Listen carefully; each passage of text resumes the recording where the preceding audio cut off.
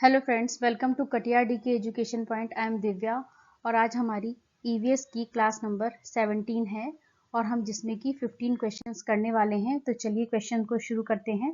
पहला क्वेश्चन है, मधुबनी पेंटिंग बनाने के लिए कलाकार डैश का उपयोग करते हैं। अब आपको बताना है कि जो मधुबनी पेंटिंग बनाई जाती है उसमें किसका उपयोग किया जाता है, कैसे बनाई जाती है। पहला ऑप्शन है आपका विशेष रूप से बनाए गए पोस्टर रंग, दूसरा बहुत अच्छी गुणवत्ता के फाइबर पेंट, तीसरा सोने चांदी को गलाकर बनाया गया पेंट, डी ऑप्शन है आपका चावल के पाउडर का रंगीन पेस्ट। तो इसमें से आपको बताना है कि आपका करेक्ट आंसर क्या है।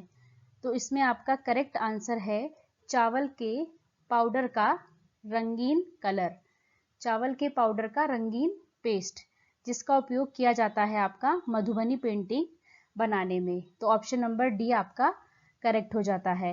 मधुबनी पेंटिंग जो है ये कहाँ की है? ये बिहार में बनाई जाती है। मधुबनी चित्रकला कहाँ से है? बिहार से है।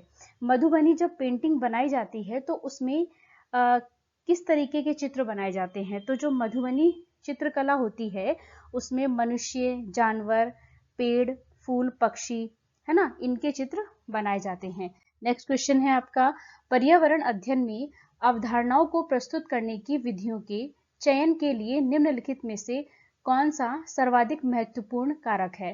पहला ऑप्शन है अवधारणा की प्रकृति, दूसरा जीवंत अनुभवों की समृद्धता, तीसरा विद्यार्थियों की अधिगम प्राथमिकता, फोर्थ ऑप्शन है आपका अधिगम संसाधनों की उपलब्धता। तो इसमें से आप बताइए करेक्ट ऑप्शन क्या होगा? ऑप्शन नंबर सी, विद्यार्थियों की अधिगम प्राथमिकता आपका करेक्ट ऑप्शन है। नेक्स्ट क्वेश्चन है आपका, एक छोटे से पेड़ या झाड़ी की शाखा से लटकने वाला घोंसला बनाने वाला पक्षी कौन सा है? पहला ऑप्शन है आपका सूर्य पक्षी या फिर शक्कर खोरा भी जिसे कहते हैं, दूसरा कौवा, तीसरा बारबेट या फिर बसंत गौरी, और फोर्थ है आपका इंडियन रॉबिन यानी कि कलचिड़ी।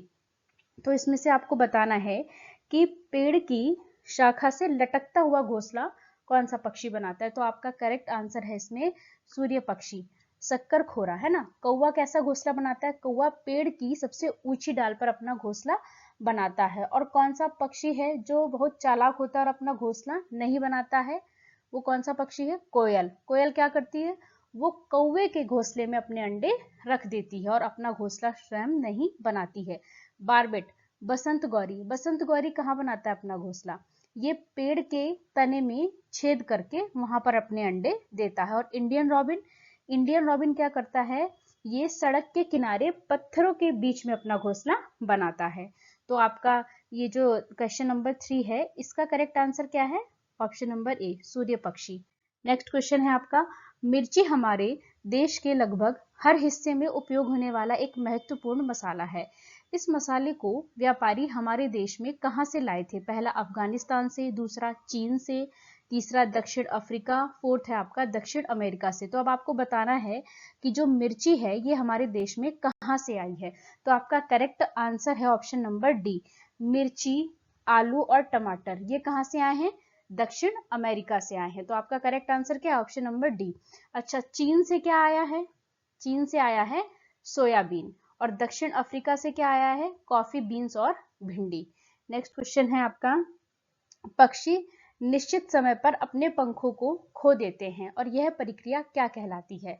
जब पक्षी अपने पंखों को खो देते हैं तो उस प्रक्रिया को क्या कहते हैं? इस प्रक्रिया को क्या कहते हैं? ऑप्शन नंबर सी आपका करेक्ट है, मोल्टिंग या झाड़ना। नेक्स्ट क्वेश्चन है आपका, मधुमक्खी के छत्ते में कितनी रानी मधुमक्खी होना अनिवार्य है? तो मधुमक्खी के छत्ते में एक रानी मक्खी होती है। ऑप्शन नंबर ए आपका करेक्ट हो जाएगा। जो रानी मक्खी होती है उसका क्या कार्य होता है? रानी मक्खी क्या करती है? अंडे देने का कार्य करती है। और अंडे देने का सबसे उपयुक्त समय कौन सा होता है? अक्टूबर से दिसंबर में। अच्छा, जो मधुमक्खी का डंक होता है उसमें कौन सा एसिड पाया जाता है, कौन सा अम्ल पाया जाता है? इसका आंसर आप लोग कमेंट बॉक्स में मुझे देंगे। नेक्स्ट क्वेश्चन है आपका, एनसीएफ 2005 के अनुसार प्राथमिक स्तर पर ईवीएस के शिक्षण के उद्देश्य हैं। पहला, पर्यावरणीय विषयों के संबंध में जानकारी का विकास करना, दूसरा ऑप्शन है बच्चे की जिज्ञासा और सृजनात्मकता को पोषित करना, विशेष रूप से प्राकृतिक वातावरण के विषय में। तीसरा, बच्चों की अधिगम क्षमताओं को विशेषकर एक मूर्त अधिगम अनुभव द्वारा बढ़ाना। और डी ऑप्शन है आपका, विद्यार्थियों को एक रेखीय अभिजता देना। तो इसमें से आपका सही ऑप्शन क्या है? तो ऑप्शन नंबर डी जो है आपका वो गलत है। बाकी ऊपर के ए, बी एंड सी ये आपके तीनों ही करेक्ट है। तो ऑप्शन नंबर ए आपका सही हो जाता है, A, B and C. Next question है आपका, निम्नलिखित में से कौन सा अक्षय ऊर्जा स्रोत है? पहला ऑप्शन है पेट्रोल, दूसरा कोयला, तीसरा हवा, फोर्थ ऑप्शन है आपका प्राकृतिक गैस। तो इसमें से आपका करेक्ट आंसर क्या होगा? ऑप्शन नंबर सी, हवा। हवा क्या है? अक्षय ऊर्जा स्रोत है। नेक्स्ट क्वेश्चन है आपका, निम्नलिखित में से कौन सा पक्षी कैक्टस के कांटों के बीच अपना घोंसला बनाता है? पहला टेलर बर्ड, दूसरा बार्बेट, तीसरा डव या फिर वीवर। तो आपका करेक्ट आंसर क्या है इसमें से? जो कैक्टस के कांटों के बीच में या मेहंदी की मेड़ में अपना घोंसला बनाता है वो कौन सा पक्षी है? डव। डव को क्या कहते हैं? डव का दूसरा नाम क्या है? फाख्ता, है ना। इसको डव आएगा लिख के या फिर फाख्ता भी आ सकता है, तो आपको कंफ्यूज नहीं होना है, डव या फिर फाख्ता। नेक्स्ट क्वेश्चन है आपका, ईवीएस कक्षा में शिक्षार्थी पड़ोस में एक भिखारी लड़के के बारे में अपने अवलोकन को साझा करती है और जानना चाहती है कि उसके माता पिता उसे स्कूल क्यों नहीं भेजते हैं। एक शिक्षक के रूप में आप शिक्षार्थी को कैसे जवाब देंगे? पहला ऑप्शन है आप उसे सुनेंगे पर अपने पाठ योजना तक सीमित रखेंगे। बी ऑप्शन है आपका पूरे भारत में भिखारियों की स्थिति की व्याख्या करेंगे। सी ऑप्शन है इस विषय को शिक्षार्थी के साथ अलग से चर्चा करेंगे। डी ऑप्शन है आपका उसके अवलोकन की सराहना करेंगे और पूरी की पूरी कक्षा में इस विषय पर आप चर्चा करेंगे। तो बताइए इसमें से करेक्ट आंसर क्या होगा? इसमें आपका करेक्ट ऑप्शन है ऑप्शन नंबर डी। आप क्या करेंगे? उस बच्चे के अवलोकन की सराहना करेंगे और क्लास में सभी बच्चों के साथ हम इस बारे में चर्चा भी करेंगे। नेक्स्ट क्वेश्चन है आपका, रेगिस्तानी ओक के बारे में निम्नलिखित कथनों का अध्ययन कीजिए। पहला ऑप्शन है रेगिस्तानी ओक एक वृक्ष है जिसकी ऊंचाई लगभग हमारी कक्षा के कमरे के बराबर अर्थात 4 मीटर होती है। यह बात बिल्कुल करेक्ट है। नेक्स्ट है ऑप्शन, इस वृक्ष की जड़ें जो होती हैं इसकी लंबाई का 30 गुना गहराई तक जमीन के भीतर जाती हैं ताकि वे पानी तक पहुंच सकें, है ना। तो ये बी ऑप्शन भी आपका इसमें से ये यहाँ पे ये होगा ताकि वो पानी तक पहुंच सके,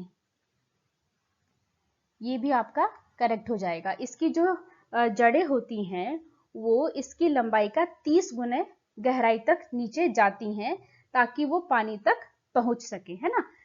तो बी ऑप्शन भी आपका करेक्ट होगा। सी ऑप्शन क्या है, इस वृक्ष के तने में पानी इकट्ठा होता है। ये बात भी बिल्कुल ठीक है। जो ये वृक्ष होता है इसके तने में क्या होता है? पानी एकत्रित होता है और जब कभी वहां पानी की कमी होती है तो वहां के स्थानीय लोग क्या करते हैं, इस वृक्ष के तने में एक पतला पाइप डाल देते हैं और वहां से पानी को पीने के लिए इस्तेमाल करते हैं, पानी निकाल लेते हैं वहां से। और यह वृक्ष आबू धाबी में पाया जाता है। ये ऑप्शन आपका गलत है, डी ऑप्शन आपका गलत है। यह वृक्ष कहाँ पाया जाता है? ऑस्ट्रेलिया में पाया जाता है।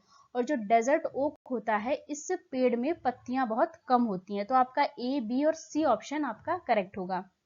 A, B and C option आपका करेक्ट होगा, है ना। नेक्स्ट क्वेश्चन है आपका, नीचे दिए गए कथनों में से अलबरूनी जो एक विद्वान थे और जिन्होंने हमारे देश का भ्रमण 1000 वर्षों से भी पूर्व किया था के बारे में सही कथनों को चुनिए।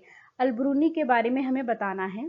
पहला ऑप्शन है वह एक यात्री थे जिन्होंने हमारे देश का भ्रमण किया, जो प्रेक्षण किया और उसके बारे में लिखा। ये बात बिल्कुल ठीक है। वह अफगानिस्तान से आए थे, ये बात बिल्कुल गलत है। अलबरूनी कहाँ से आए थे? उज्बेकिस्तान से आए थे।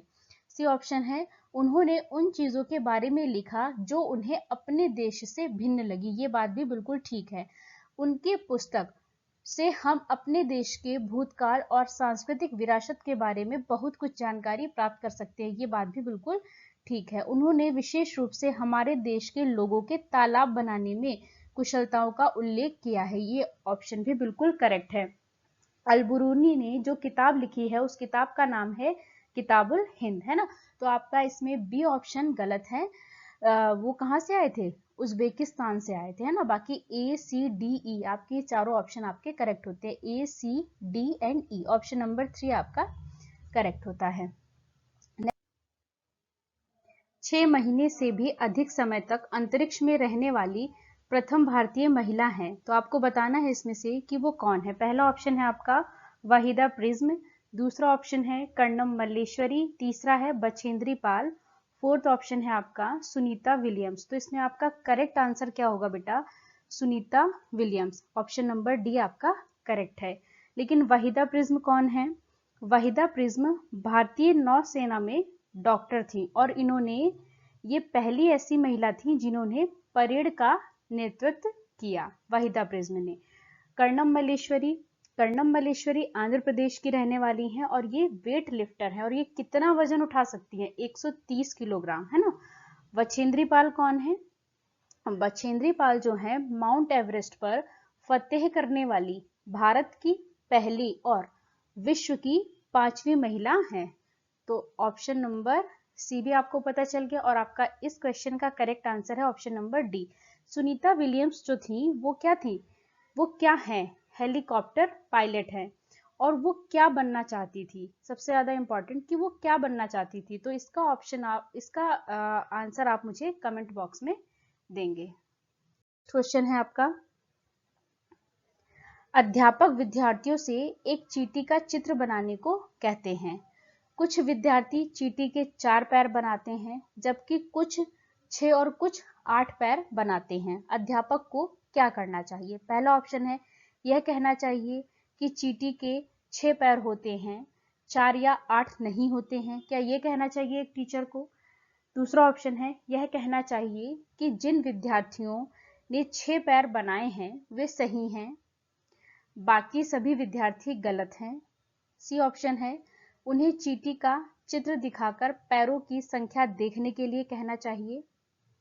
डी ऑप्शन है उन्हें आवर्धक लेंस देकर चींटी के पैरों की संख्या को देखने के लिए कहना चाहिए। तो बताइए इसमें से करेक्ट आंसर क्या होगा?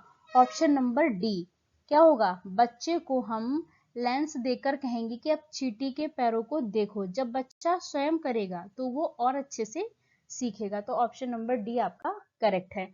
नेक्स्ट क्वेश्चन है आपका, मधुबनी चित्रकला भारत के किस क्षेत्र में प्रमुख लोक कला शैली है?